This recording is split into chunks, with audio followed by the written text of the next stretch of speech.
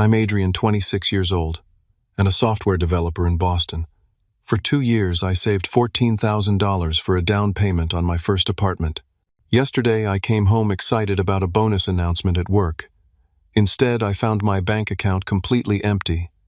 "Now you'll know how to show off with your salary," my mom said with a smirk. Dad grinned. "Go back to work. We're planning a trip to Tokyo with your next paycheck." Then my sister walked in holding keys to a brand new car. They had no idea what was coming.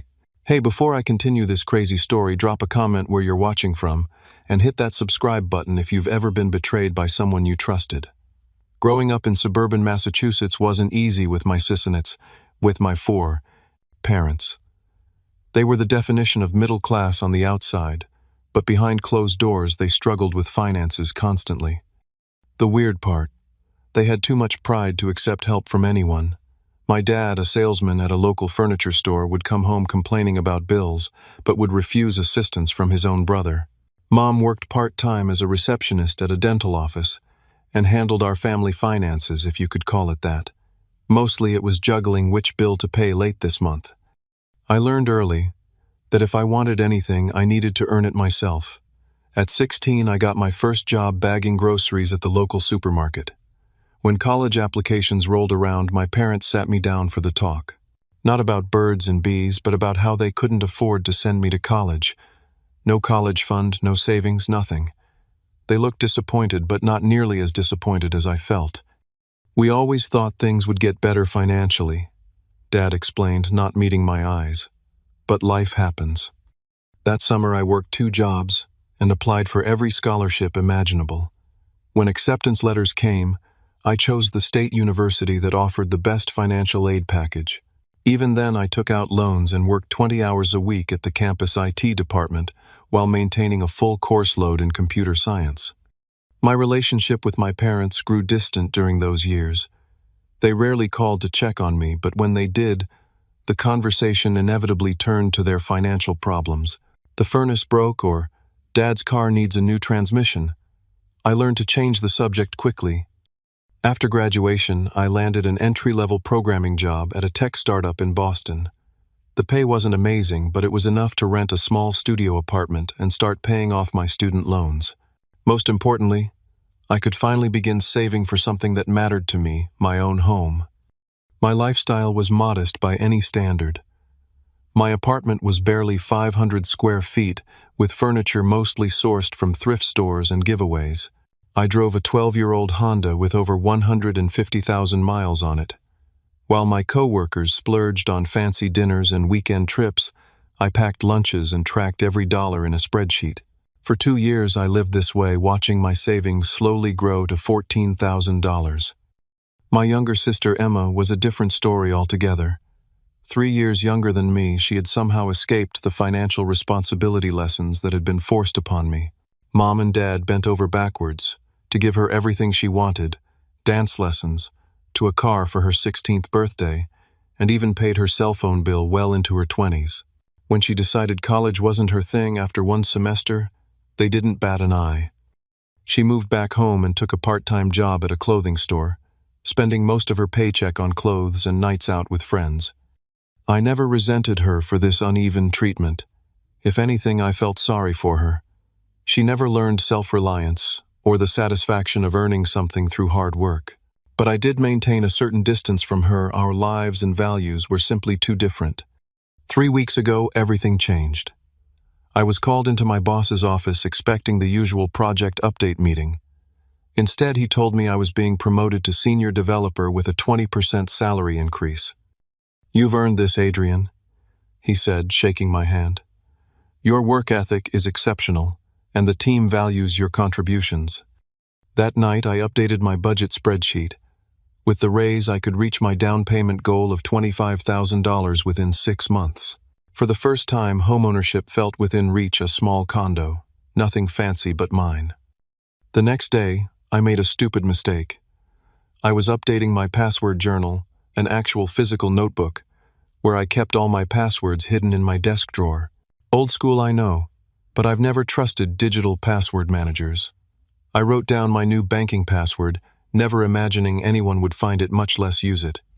2 days later, Mom called something that rarely happened, unless she needed something.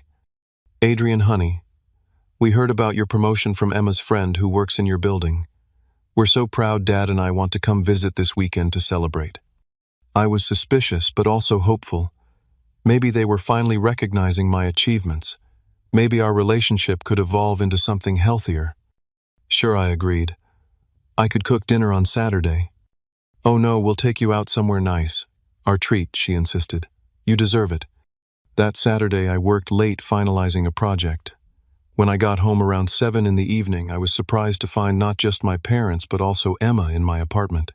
They'd let themselves in using the spare key I'd given them for emergencies. The table was set with actual wine glasses, not mine, they must have brought them, and Dad was uncorking a bottle that cost more than I typically spent on wine in a month. There's our big shot tech guy, Dad called out when I walked in. Mom hugged me tightly. We ordered from that Italian place down the street. The food should be here any minute. Emma lounged on my sofa, scrolling through her phone. Congrats, bro, she said without looking up. Something felt off, but I pushed the feeling aside. Maybe they really were just proud of me. Maybe this was the beginning of a new chapter in our relationship. If only I'd listened to my instincts. The delivery guy arrived with enough food to feed 8 people, not 4. Dad insisted on paying with a flourish, pulling out a credit card I didn't recognize. New card, I asked casually. Just came in the mail, he replied with a wink. Better rewards program. We settled around my small table, squeezing in with the excessive amount of food between us. Mom poured generous glasses of wine for everyone, and Dad raised his glass. To Adrian moving up in the world and making us proud. The conversation flowed surprisingly well. They asked about my job, seemed interested in my projects, and didn't once mention their financial problems. It felt surreal, like having dinner with alternate universe versions of my parents. So when are you going to upgrade from this closet, Dad asked, gesturing around my small apartment. Actually, I've been saving for a down payment, I said, feeling a rare moment of pride. I'm getting close to my goal. Mom and Dad exchanged a quick glance that I couldn't interpret. That's our boy, Mom said, patting my hand, always the responsible one. Just then my phone buzzed with a notification. I almost ignored it, but something made me check. It was my banking app withdrawal confirmation. $14,000. Thank you for your transaction. My stomach dropped. I hadn't made any withdrawal. Excuse me, I mumbled, stepping away from the table. With trembling fingers, I opened the app and logged in. My savings account balance read $46.78, just the remnants of the $14,000 I'd spent 2 years accumulating. The withdrawal had happened 3 hours ago while I was still at work. I rushed back to the table, my heart pounding. Did either of you access my bank account today? I demanded, my voice shaking. Mom dabbed her mouth with a napkin, completely calm. Don't be dramatic, Adrian. My entire savings is gone. $14,000 withdrawn today. I didn't do it. Dad leaned back in his chair, swirling his wine. Consider it a life lesson, son. I couldn't believe what I was hearing. A life lesson, that's my money. Money I worked for. Mom's expression hardened into something I'd never seen before. Now you'll know how to show off with your salary. Maybe next time you'll think about helping your family before splurging on a condo. My mind raced, trying to process what was happening. How did you even get access to my account? Your little password book wasn't hard to find. Emma chimed in from the sofa, not looking up from her phone. Mom asked me to look around when I visited last month. Last month, Emma had stopped by unexpectedly, claiming she was in the neighborhood. She'd asked to use my bathroom and had been gone for nearly 15 minutes. I hadn't thought anything of it at the time. You went through my things, I asked, betrayal cutting deeper by the second. Dad waved dismissively. Don't be so sensitive. We raised you clothed. You put a roof over your head for 18 years. You owe us. I owe you. I put myself through college. I've worked since I was 16. And now you're doing well while we're struggling, Mom snapped. That's not how family works, Adrian. Family helps family. Help is something you ask for, not something you steal. I was shouting now, unable to contain my anger. Dad stood up, pointing a finger at me. "Watch your tone, boy. That fancy job doesn't make you better than us." I took a deep breath, trying to calm myself. "What did you do with my money?" "Well," Mom began, suddenly looking pleased with herself. "We paid off some bills, bought a few necessities." Like what, I interrupted. Mom gestured to her outfit. "This blouse was on sale and I got your father some new golf clubs. He deserves them after working so hard all these years. And we're planning a little vacation," Dad added. "We haven't been anywhere in years." "To Tokyo," I said flatly, remembering his earlier comment. "With my next paycheck, too, apparently." He had the audacity to grin. "Now you're getting it. You make so much money now you won't even miss it." Just then, Emma stood up and dangled a set of keys. "And thanks for the upgrade, bro," she said with a smirk. "My old car was such a beater." I stared at the keys in disbelief. "You bought her a car with my money." "Just a used Honda," Mom said defensively. "Nothing fancy." "It's a 2-year-old Civic," Emma bragged. "Way better than that trash heap you drive." The room started spinning. My own family had conspired against me, stolen my savings, and now expected me to be okay with it. 2 years of sacrifice gone in an afternoon spent on golf clubs, clothes, a car for my sister, and a vacation for my parents. "I want my money back," I said, my voice low and dangerous. "All of it. Now." Mom laughed, actually laughed. "Don't be ridiculous, Adrian. It's spent." "Then sell the car, return the clubs, cancel the trip." "No can do," Dad said firmly. "But hey, with your new promotion, you'll save it back in no time." "Get out," I whispered. "What did you say?" Mom asked, her eyes narrowing. "Get out of my apartment. Now." My voice was shaking with rage. "Now listen here," Dad started, but I cut him off. "No, you listen. You stole from me. You betrayed my trust. Get out before I call the police." Mom stood up, gathering her purse. "The police? On your own parents? You wouldn't dare. Try me." Emma, finally sensing the gravity of the situation, moved toward the door. "Maybe we should go. This is how you treat us after everything we've done for you." Dad's face was red with anger. "Leave your key," I told them. "You no longer have permission to enter my home." "Fine," Mom snapped, throwing her key on the table. "But don't come crying to us when you realize how lonely life is without family." Dad leaned in close as he passed me. "This is your apartment. Funny, I thought I was the one who co-signed the lease because your credit wasn't good enough. One call to the landlord." I hadn't thought of that. Dad had indeed co-signed my lease when I first moved in, before I had established good credit. "You wouldn't," I said, but the smirk on his face told me he absolutely would. "Out by tomorrow," he said. "Or we'll see just how much that fancy job of yours matters when you're homeless." They left, slamming the door behind them. I stood in my apartment, surrounded by half-eaten food I hadn't wanted, wine glasses that weren't mine, and the devastating knowledge that my own family had systematically betrayed me. I sank to the floor, my back against the wall, and did something I hadn't done since I was a child. I cried. I couldn't stay in my apartment that night.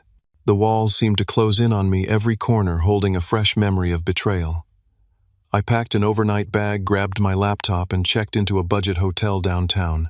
$49 a night that I couldn't really afford anymore, but I needed space to think.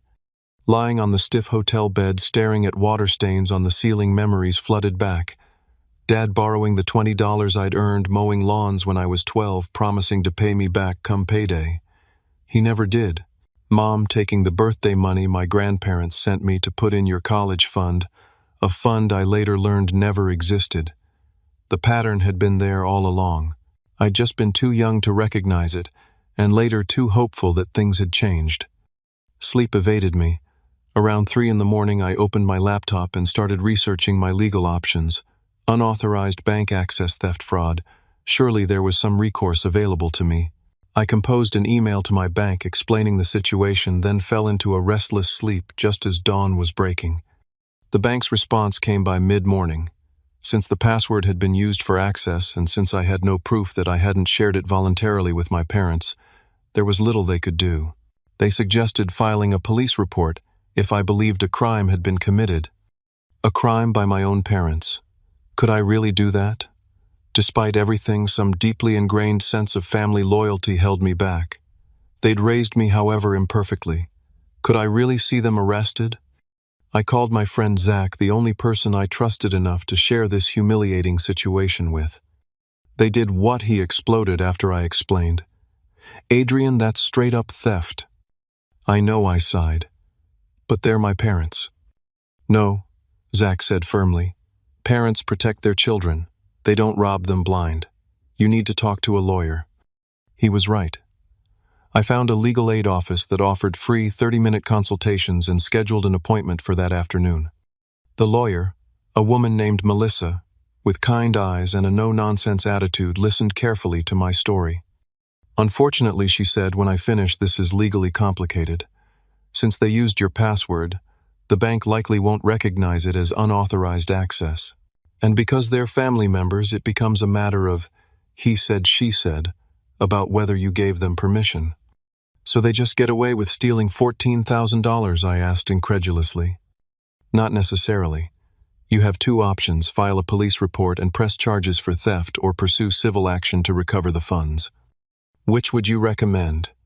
She leaned back, considering. Honestly, try one more time to resolve this directly with your family. If that fails, the civil route might be best. Criminal charges against family members can get messy, and prosecutors sometimes hesitate to pursue what they see as family disputes. I left her office with a heavy heart. I had to make a decision: either write off the money as an expensive lesson about trust, or take a stand that might permanently sever my relationship with my family. As I walked back to my hotel, my phone buzzed with texts from my mother. Your father talked to the landlord. You have until Friday to move out. Don't be difficult about this, Adrian. Family helps family. Call us when you've calmed down. There was no apology, no acknowledgement of what they'd done, just expectation that I would calm down and accept their theft as normal family behavior. Something hardened inside me. This wasn't about the money anymore. It was about respect, boundaries, and consequences. I texted back, I'll be out by Friday. Don't contact me again until you're ready to return what you stole. Then I blocked their numbers. That evening I returned to my apartment to start packing. To my shock, I found my parents and several relatives I rarely spoke to having what appeared to be a party in my living room.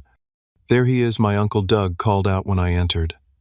The big-shot programmer with the fancy new promotion. My mother rushed over, acting as if nothing had happened. Adrian, honey, I tried calling you. We wanted to celebrate with the whole family. I stood frozen in the doorway of my own apartment watching, as relatives lounged on my furniture eating food I hadn't bought, celebrating a promotion that had led to the worst betrayal of my life. Moving toward the kitchen to get away from the crowd, I overheard my father talking to my Aunt Linda. Yeah, Adrian's been doing so well, he insisted on helping us out. Paid off our credit cards, bought Emma a reliable car. He's finally showing some appreciation for all we did for him. That's so generous, Aunt Linda replied. My kids could take a lesson from him. My father laughed. Well, we did have to nudge him a little. You know how these young people are all wrapped up in themselves. But I always say you haven't really succeeded until you can give back to those who raised you. Absolutely, Aunt Linda agreed. So what are you doing with the rest of his money? Patricia's always wanted to see Japan, Dad replied, referring to my mother. Figure we'll do it right: first-class tickets, nice hotels. Adrian's next bonus should cover it nicely. His next bonus. They weren't done. They expected this to be an ongoing arrangement, access to my money whenever they wanted it. I retreated to my bedroom, locked the door, and leaned against it, my mind racing. This wasn't a one-time theft. This was the beginning of a systematic plan to exploit me financially for years to come. I had to get out. Not just out of this apartment, but out of this toxic family dynamic. I needed space to think, plan, and protect myself. The next morning I called in sick to work for the first time since I'd been hired. I spent the day apartment hunting, finally finding a small studio in a secure building with a doorman. It was more expensive than my current place, but safety from my family was worth the extra cost. By Friday I had moved out of my old apartment, leaving the keys with the building manager. I didn't tell anyone, not my parents. Not Emma, not even Zach, where I was living now. I needed time to gather my thoughts and formulate a plan. My new apartment was sparse, just a mattress on the floor, my clothes and my computer equipment. But it was mine, and for the first time in days I felt like I could breathe again. That night I made a list of everything I needed to do to protect myself from further exploitation. New bank accounts at a different bank, changed passwords for everything, email, social media work accounts, new phone number, credit freeze to prevent anyone from opening accounts in my name. It was a start, but I knew it wasn't enough. Sooner or later I would have to confront my family about what they'd done, and when that time came I needed to be prepared. On Monday morning I returned to work with dark circles under my eyes but a clear mind. My boss Mark noticed immediately. "Rough weekend?" he asked as we passed in the hallway. "Just some family issues," I replied, not ready to share the details. "Well, don't let it affect your work. That Henderson project needs your full attention." I nodded and headed to my desk, throwing myself into coding to escape my personal problems. Around noon, my desk phone rang an internal call from reception. "Adrian, there's a woman here who says she's your mother. She doesn't have an appointment, but she's insisting on seeing you." My heart raced. How had she found my workplace, Emma? Probably her friend worked in another department. "Tell her I'm in a meeting and can't be disturbed," I instructed, then added, "Actually, please add Patricia Collins to the list of people not authorized to enter the building." "Certainly, sir," the receptionist replied, sounding slightly surprised. An hour later, my email pinged with a message from my mother's account. "How dare you embarrass me like that? The receptionist treated me like some kind of criminal. Your father and I expect you for dinner tonight at 6. We need to discuss your behavior and your financial obligations to this family." Financial obligations. As if I owed them access to my bank account simply because we shared DNA. I didn't respond. Instead, I scheduled a meeting with HR to ensure my parents couldn't access my workspace or information about my employment. The next week passed in tense silence. I changed my phone number, but they found ways to contact me through work, email, through friends, even through a cousin I barely spoke to. Each message held the same theme: I was selfish, ungrateful, and owed them support. Then came the escalation. I arrived at work one morning to find my sister Emma waiting by the building entrance. "You've got to talk to them," she said, falling into step beside me. "They're driving me crazy." "Not my problem," I replied coldly. "Look about the car. The car you bought with my stolen money. What about it?" She at least had the decency to look uncomfortable. "I didn't know they took the money without asking. They told me you offered." "And you believed that? When have I ever just handed over thousands of dollars?" Emma shrugged. "People change. I thought maybe the promotion went to your head made you all generous or whatever." I stopped walking and faced her. "They stole my entire savings, Emma. 2 years of working overtime, skipping vacations, eating ramen instead of going out with friends. All gone. They're saying you owe them for raising you," she said, not meeting my eyes. "Do you believe that?" She hesitated. "I don't know. Maybe not like this, but they did sacrifice a lot for us." "For you," I corrected. "I've been on my own since I was 18. That's not fair. Neither is stealing $14,000. We stood in awkward silence for a moment. "What do you want me to do?" she finally asked. "Sell the car, return my portion of the money." Her eyes widened. "I can't do that. I need that car for work." "You managed before. Figure it out." "Adrian, please." "Goodbye, Emma." I walked into my building, leaving her standing on the sidewalk. It was harsh, but necessary. Emma had been complicit in the theft, even if she hadn't known the full story initially. Actions had consequences. That evening I received a call from an unknown number. Against my better judgment, I answered. Adrian Collins, a male voice asked. "Who's calling?" "This is Paul Hernandez from Boston Credit Union. I'm calling about an application for a joint checking account that was submitted yesterday." My blood ran cold. I didn't apply for any account. "Well, we have an application here with your name and social security number requesting to open a joint account with Patricia Collins." My mother was trying to open accounts in my name. That's fraud, I said firmly. I did not authorize that application. After spending an hour on the phone filing fraud reports, I called the lawyer again. This had gone beyond a family dispute, it was now identity theft. The following Sunday, my parents escalated further. They showed up at a restaurant where I was having lunch with Zach, somehow having tracked me there, probably through social media. Adrian, enough of this nonsense, my father said, loudly sliding into our booth uninvited. We're still your parents and you will treat us with respect. People at nearby tables turned to stare. Please leave, I said quietly. This is neither the time nor place. My mother reached across the table and grabbed my wrist. We raised you better than this. After everything we've done for you. What exactly have you done for me? I asked, pulling my hand away. Put me through college. No, I did that myself. Help with my car. No, bought that myself too. Support me emotionally. Definitely not. We gave you life, she hissed. We fed you, clothed you. The bare minimum required by law, I interrupted. And now you think that entitles you to everything I earn. My father's face darkened. You ungrateful little. Sir, our waiter intervened.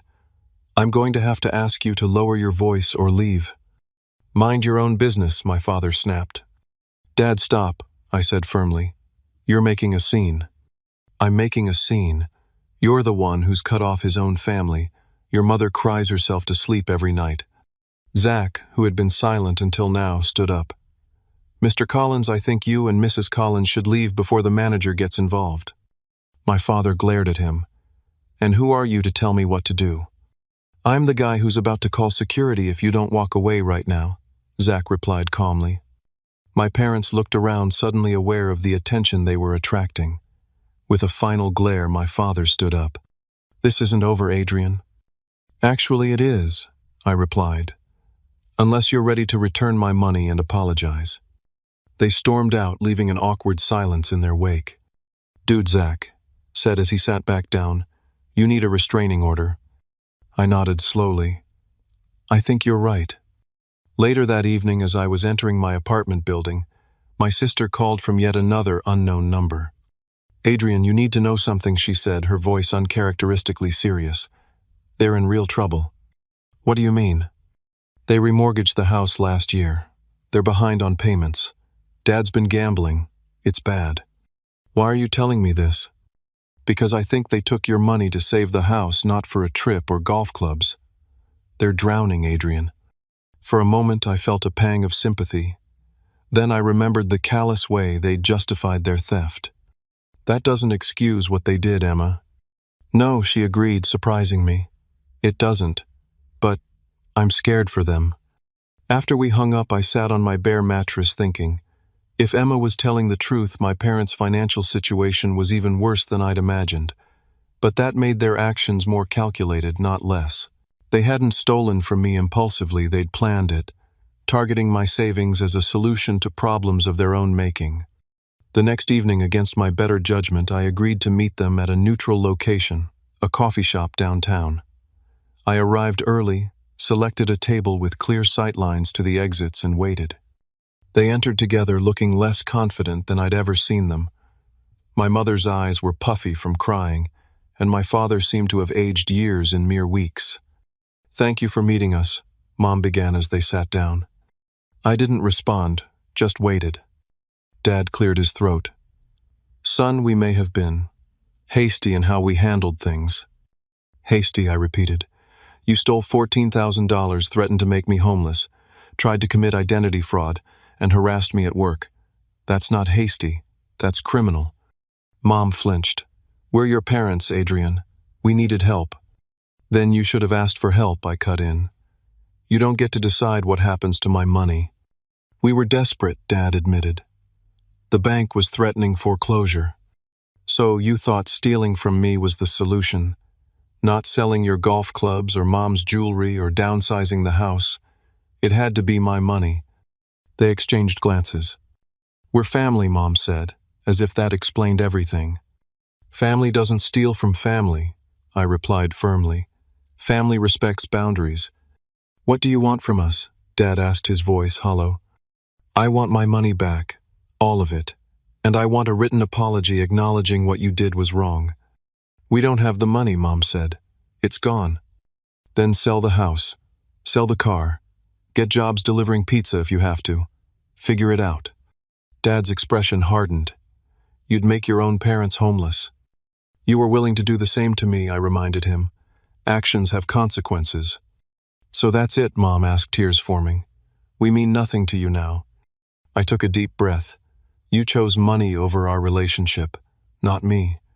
If you want to rebuild trust, it starts with making this right. And if we can't, then we have nothing more to say to each other. I stood up, leaving them sitting in stunned silence. As I walked away, I felt a curious mixture of sadness and strength. For the first time in my life, I had set a clear boundary with my parents. Whether they respected it or not was their choice now.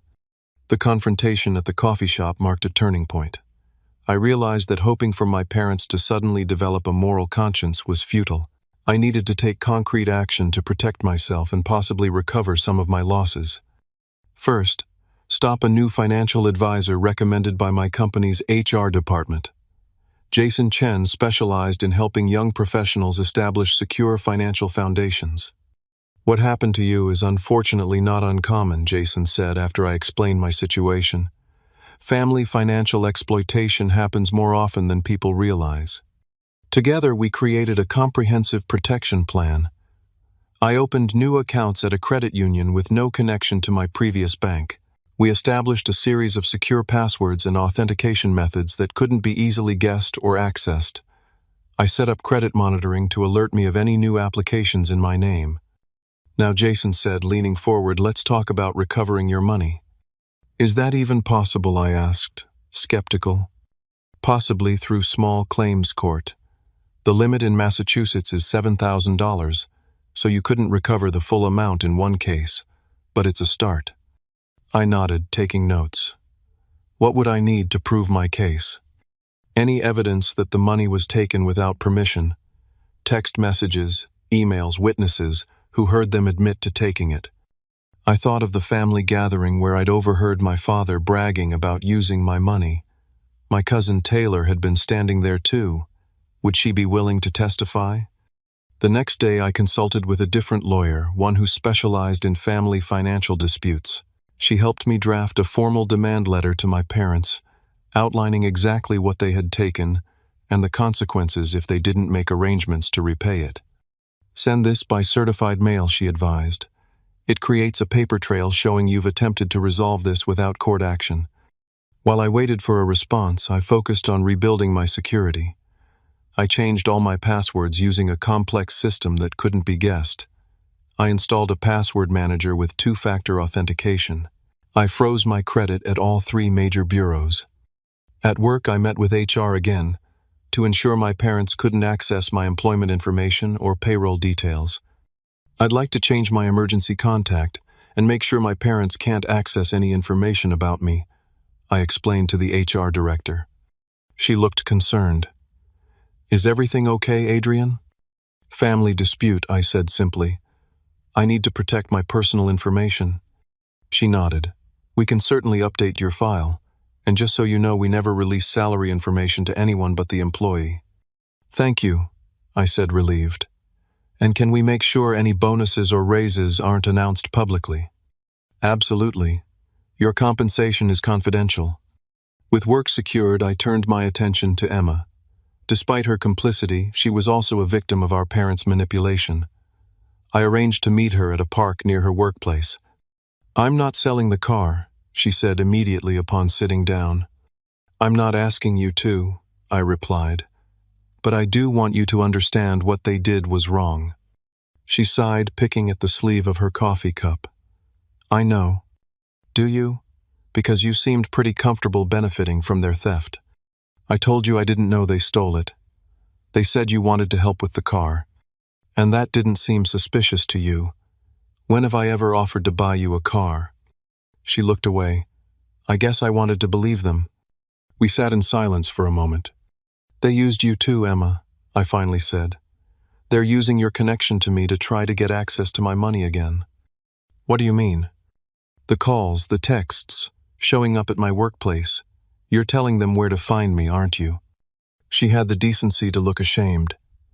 They said they just wanted to talk to you to apologize. If they wanted to apologize, they would have returned my money. Emma nodded slowly. They're in really bad shape, Adrian. Dad lost his job 3 months ago. He's been pretending to go to work, but he's actually been going to the casino. This was news to me. Is that where my money went? Some of it, probably. Mom doesn't know about the gambling. She thinks he's still working. The situation was worse than I'd thought. Not only had they stolen from me, but they were lying to each other as well. Emma, listen to me carefully, I said. You need to protect yourself too. Check your credit report, make sure they haven't opened accounts in your name. Her eyes widened. Would they do that? They stole $14,000 from me and showed no remorse. What do you think? She looked down at her hands. What should I do? Distance yourself. Get your own place if you can afford it. Don't give them access to your financial information. I can't just abandon them, she protested.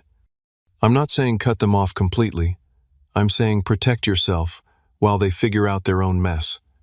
We talked for another hour, and by the end, Emma seemed to understand the gravity of the situation.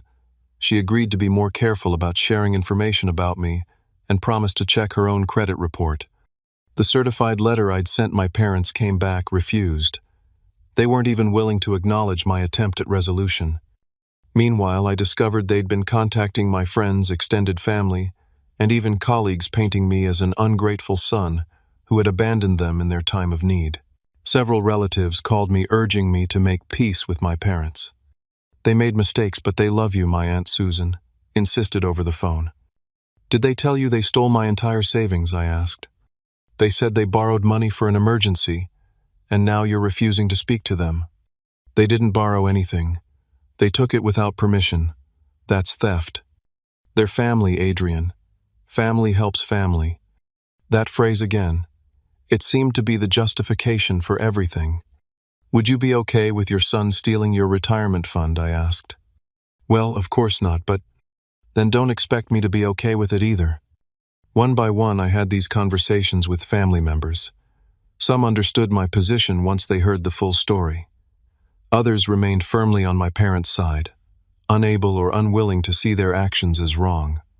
Then came an unexpected ally. My Aunt Patricia, my mother's sister, called me late one evening. I heard about what happened, she said without preamble, and I want you to know I believe you. You do. I was genuinely surprised. They did the same thing to me 10 years ago. Cleaned out a CD I'd been saving for my daughter's college fund, said it was for a medical emergency, but Robert bought a boat the next month. Hearing that my parents had a history of this behavior was both validating and deeply disturbing. Did you ever get the money back? I asked. No, she sighed. I was too embarrassed to pursue it legally, but I've kept my distance ever since. You're right to protect yourself, Adrian. Thank you for telling me this, I said, feeling a weight lift from my shoulders. Finally, someone who understood without judgment. If you need a witness for anything legal, I'm available, she offered. I've got emails where Patricia admitted taking the money, claiming she'd pay me back someday. With Aunt Patricia's support and the documentation I'd been gathering, I felt ready to take the next step. I filed a small claims court case against my parents for the maximum amount of $7,000. The day after they were served with the court papers, Emma called me in a panic. Dad's freaking out, she said. He's threatening to disown you, cut you out of the will, all kinds of stuff. I don't care, I replied honestly. Any inheritance would probably be debt anyway. Mom's talking about selling her jewelry. I think she's serious about trying to pay you back. That was the first hopeful news I'd heard. How much could she get for it? I don't know, maybe $3,000 or $4,000. It's mostly costume jewelry, but she has a few real pieces from Grandma. Tell her it's a start, I said. But I'm not dropping the court case until I see actual money. 3 days later, Emma showed up at my apartment building with an envelope. Inside was $3,500 in cash and a handwritten note from my mother. Adrian, this is from selling my jewelry. I'm sorry for taking your money without permission. We were desperate, but that doesn't make it right. I'll try to get more. Mom. It wasn't the full amount, and the apology was vague, but it was something. I texted Emma, "Tell Mom I received the money and appreciate the effort. I'll credit it toward the total, but we're still going to court unless the full amount is returned." The next day, Emma texted me a photo of a receipt showing that she had sold her car, my car, really, for $6,000. "I'm keeping enough for a cheap used car," she wrote. "The rest is yours." In the end, between my mother's jewelry and a portion of the car sale, I recovered just over $7,000, half of what had been taken. It wasn't perfect, but it was more than I had expected to get back. I agreed to drop the court case in exchange for a signed acknowledgement from both parents that they had taken the money without permission and a promise not to attempt accessing any of my accounts in the future. My father signed grudgingly, my mother with tears in her eyes. Neither fully acknowledged the depth of their betrayal, but they had at least faced some consequences for their actions. Just when I thought the situation was stabilizing, my parents escalated in a way I never anticipated. On a Tuesday morning, as I was heading into an important client meeting, they showed up at my workplace unannounced. "Sir, there's a couple in reception insisting on seeing you, my team lead," said, pulling me aside. "They say they're your parents and it's an emergency." My heart sank. It's not an emergency. They're trying to cause problems. Should I call security? I hesitated. Having my parents escorted out by security would create exactly the kind of scene they wanted. "Let me handle it," I said, heading toward reception. They were standing in the middle of the waiting area, my father red-faced, and my mother dabbing at fake tears. "Adrian," she cried dramatically when she saw me. "Thank goodness. We've been trying to reach you for days." Several of my colleagues turned to look. This was exactly what I didn't want. "There's no emergency," I said, quietly but firmly. "And you know my phone number if you needed to reach me." "How could you take your own parents to court?" my father demanded loudly. "After everything we've done for you." People were definitely staring now. I needed to get them out of there before this damaged my professional reputation. "Let's talk outside," I said, gesturing toward the door. "We're not going anywhere until you explain yourself," Dad insisted, his voice rising further. "Everyone here should know what kind of son you are." At that moment, my boss Mark emerged from a conference room. "Is there a problem here?" he asked, his expression neutral but his tone stern. "These are my parents," I explained. "They were just leaving." "We most certainly were not," my mother protested. "We came to talk sense into our son who's been—" Mr. and Mrs. Collins, Mark interrupted. "I'm Mark Davidson, Adrian's manager. Whatever family issues you're experiencing, this is not the place to resolve them. I'm going to have to ask you to leave before I call security." "Fine," my father snapped. "But everyone should know that Adrian is suing his own parents while we're about to lose our home." As they were escorted out by security, my mother turned to address the now silent reception area. He'd let his own parents become homeless over a loan. A loan. They were still characterizing theft as a loan. Mark turned to me after they were gone. "Take the rest of the day, Adrian. Deal with this." "I'm sorry about that," I said, mortified. "They stole money from me." He held up a hand. "You don't need to explain. My father emptied my college fund to buy a motorcycle when I was 18. I get it." His understanding was unexpected and deeply appreciated. "Thank you," I said simply. "Just make sure it doesn't happen again. This is a place of business." I nodded and headed back to my desk to gather my things. Word of the scene had already spread through the office, and I could feel curious eyes watching me. As I was leaving, a colleague named Diana approached me. "Hey, I overheard what happened. I'm really sorry." "Thanks," I said, embarrassed. "My mom did something similar to me a few years ago," she continued. "Took out credit cards in my name, maxed them out. It took me 2 years to clean up my credit." "How did you handle it?" I asked, genuinely curious. "Filed a police report eventually. It was the hardest thing I've ever done, but it was the only way to clear my credit." "Did your relationship survive?" She smiled sadly. "We don't talk much now, but honestly, that's probably for the best." That evening, determined to understand the full scope of my parents' financial situation, I did something I'd been avoiding. I looked them up in public records. What I found shocked me. 3 liens against their house, a judgment from a credit card company, a pending foreclosure action, and most disturbing of all, a bankruptcy filing from 5 years ago that I'd known nothing about. They hadn't just recently fallen on hard times. They'd been financially irresponsible for years, possibly decades, and now they expected me to bail them out to be the solution to problems of their own making. Armed with this knowledge, I called Emma. "Did you know Mom and Dad filed for bankruptcy 5 years ago?" I asked without preamble. She was silent for a moment. "Yes," she finally admitted. "They made me promise not to tell you." "Why?" "They were embarrassed, I guess.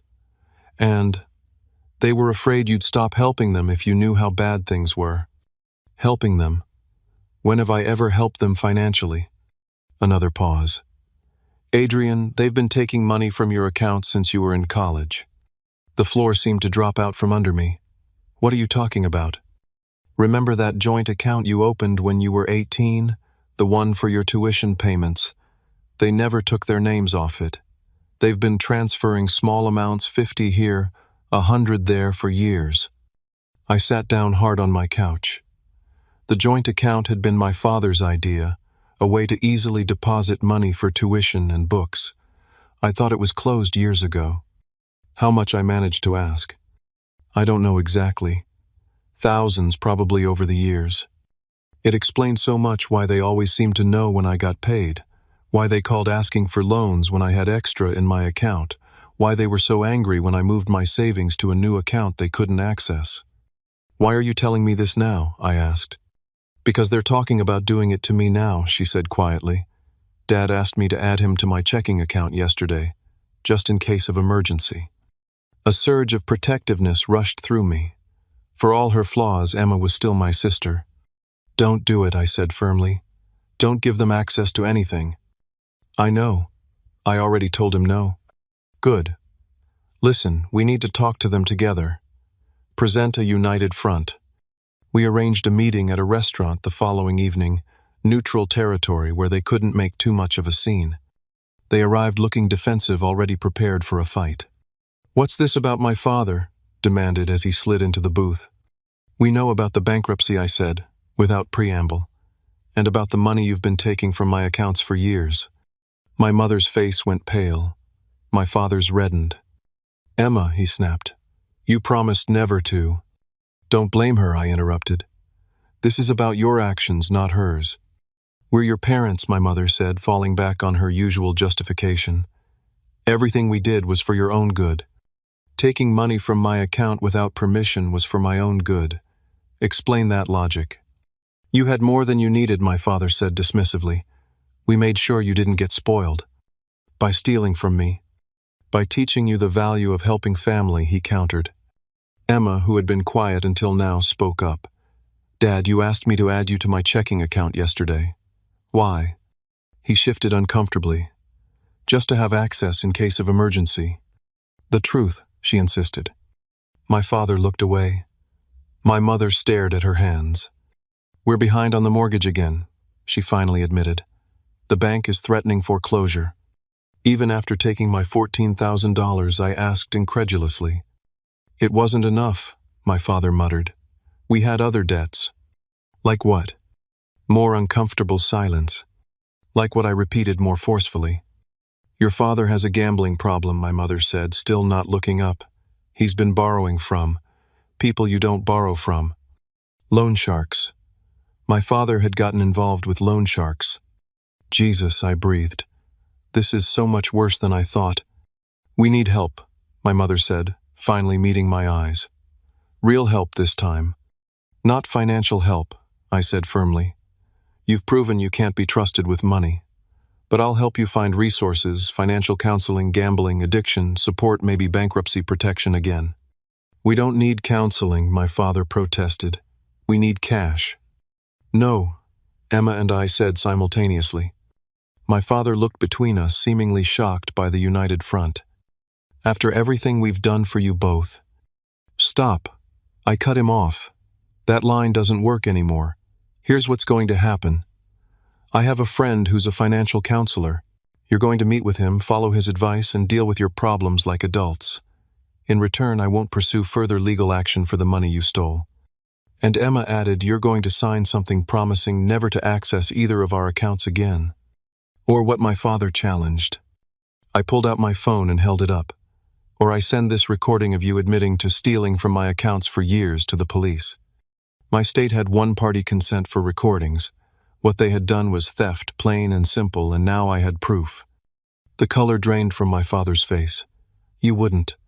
"Try me," I said evenly. That night marked the true turning point. For the first time, my parents seemed to understand that their actions had real consequences. The power dynamic had shifted irreversibly. My father agreed to seek help for his gambling addiction. My mother committed to financial counseling. Both signed a document acknowledging their unauthorized access to my accounts and promising never to do it again. It wasn't a perfect resolution, but it was a start. As Emma and I walked to our cars after the meeting, she nudged my shoulder. "That was badass, you know, standing up to them like that." I smiled ruefully. "Felt pretty terrible, actually." "Yeah," she agreed, "but necessary. Think they'll follow through." She shrugged. "Maybe. If they don't, at least we tried." "At least we tried," I echoed. For the first time in weeks, I felt like I could breathe again. The money was still gone, but I had regained something more valuable, my autonomy and self-respect. 6 months passed. True to their word, my parents attended financial counseling, and my father joined Gamblers Anonymous. I kept my distance, requiring detailed updates from Emma rather than communicating with them directly. Trust once broken takes time to rebuild, if it can be rebuilt at all. I focused on regaining my financial footing. My promotion had increased my salary, and without the drain of my parents' constant emergencies, I found myself able to save again. It was slower this time. I was more cautious, more deliberate with every dollar. My new apartment became a home. I invested in a proper bed, a comfortable couch, a desk for my computer, small luxuries that reminded me that my money was my own to use as I saw fit. My relationship with Emma deepened. She had taken my advice and moved into her own apartment, establishing independence from our parents for the first time in her life. We had dinner together weekly, comparing notes on adulting and supporting each other's boundaries with our parents. Dad asked for money again yesterday. She told me over pizza one Friday night. "Just $20 for gas," he said. "What did you do?" I asked. Told him no. She smiled proudly. "It was hard, but I did it." "Good for you." He got angry, said I was turning out just like you. She grinned. I told him I hoped so. 3 months into their financial counseling, my parents sold their house, the one they'd nearly lost to foreclosure multiple times. They downsized to a small condo, significantly reducing their monthly expenses. It was a practical decision, if long overdue. At the 9-month mark, I received a letter from my mother. Not an email or text, but an actual handwritten letter. Inside was a check for $3,000 and a note. "Adrian, this is another payment toward what we took from you. The financial counselor has helped us create a repayment plan. You'll receive $500 each month until the full amount is restored. We know money alone can't rebuild trust, but we hope it's a start. With regret and love, Mom." It wasn't a perfect apology, but it was genuine progress. I deposited the check, half expecting it to bounce. It didn't. True to their word, $500 arrived each month after that. I put it all into a separate savings account, not quite trusting that it would continue, not quite ready to rely on it.